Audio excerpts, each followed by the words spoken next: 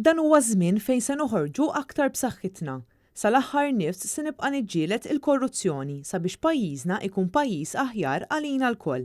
Sostna dan il-kap tal-Partit Nazzjonalista Adrian Delija meta kien intervistat fuq Net FM.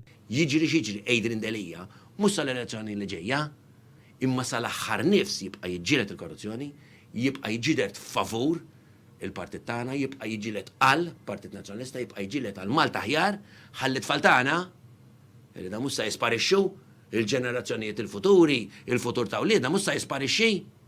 Hemm għadu in the balance. Ikun aħjar.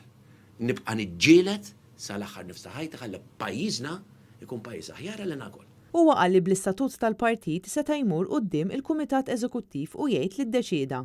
Iżda hu rrid li jkun hemm dibattitu biex tingħata vuċi lin-nies li ttesserat li huma l-qalb u r-ruħ tal-Partit Nazzjonalista. Adrian Delija qal li meta jkun hemm ir-riżultat tal-konvenzjoni minnu fih kull wieħed u waħda minnha jrid jaħdem aktar minn qatt qabel biex il-Partit Nazzjonalista jibda l-kampanja nazzjonali b'wuġuħ ġodda mimlijin bl-entużjażmu li lesti jagħtu servizz.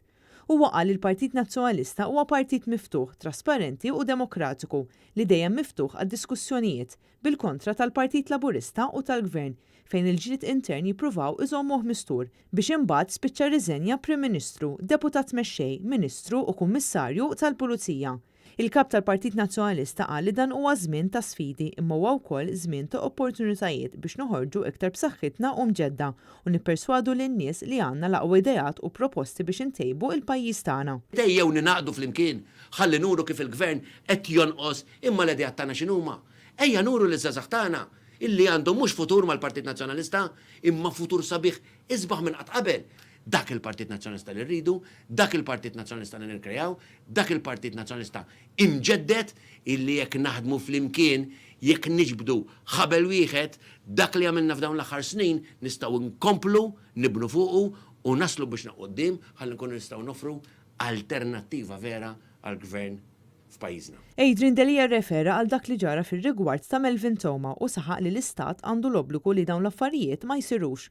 Huwa qal li maħniex qed ngħixu f'pajjiż normali u l-Istat falla b'mod ġenerali meta għandna l-istituzzjonijiet li huma mnawrin mill-Gvern li għamel minn kollox biex iwaqqaf il-proċess ta' tisħiħ. Adrian Delija qal li bħala oppożizzjoni rridu nibqgħu niġġieldu għas-sewwa il-verità u d-demokrazija. Aħna partit ta' kuraġġ kbir, ta' qalb kbira, ta' determinazzjoni illi fl-ar momenti irridu noħorġu verament minn aħna.